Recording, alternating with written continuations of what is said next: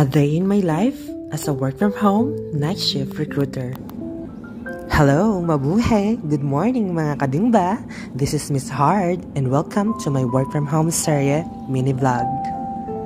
So ayan na nga, welcome back to my mini vlog mga kadingba! Perfect! Ayan, samahan natin si Miss Hard na magbisi-bisihan for today's video.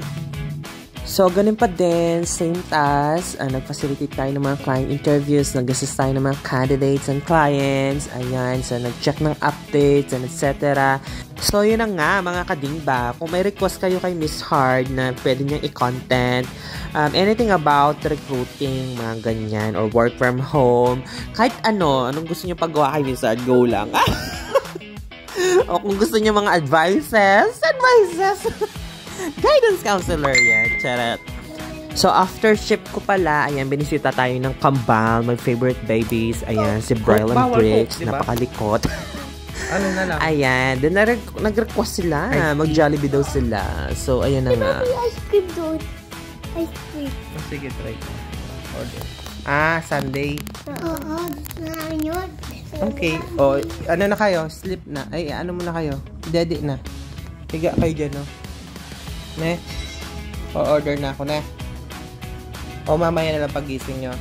Order nito pag-ibig na. Okay. Order na.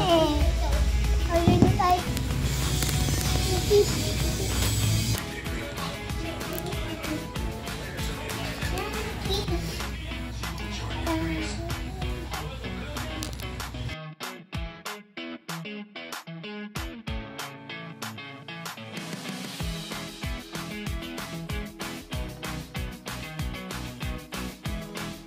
So, yun na nga, dahil nasa running era na tayo, napabili si Miss Hard ng mga gagamitin niya, di ba? Para komportable tayo mag-running, mag-walking, and jogging. Perfect!